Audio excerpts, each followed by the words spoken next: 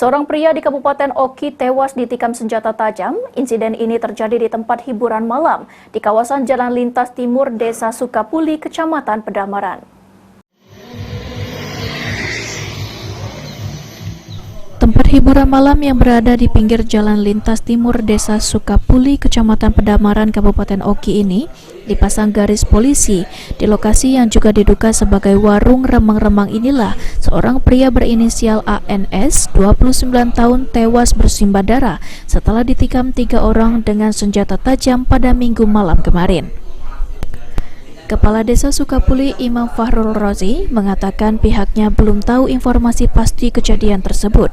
Namun berdasarkan info dari warga, mengatakan jika memang korban terlibat keributan dengan pelaku. Pemerintah desa juga belum menerima laporan lantaran memang di kawasan tersebut banyak warga pendatang bukan warga asli Desa Sukapuli dan selama ini tidak melaporkan domisilinya. Dari pemerintah desa juga tidak pernah mengizinkan adanya tempat hiburan yang meresahkan tersebut. Apa yang diributkan itu halnya kami juga belum tahu pasti, karena sampai saat ini pun dari wilayah TKP itu belum ada laporan ke desa. Sementara itu, Kapolsek Pedamaran AKP Imade Oka saat dikonfirmasi menolak diambil keterangan secara visual.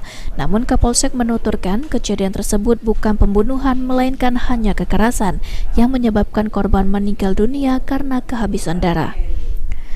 Dikatakannya bahwa insiden itu terjadi sekitar pukul 10 malam.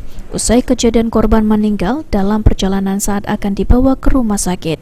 Sementara polisi belum bisa memberikan keterangan pasti motif kejadian karena masih dalam pengembangan penyelidikan. Pelaku yang diperkirakan 3 orang kini masih dalam buruan petugas.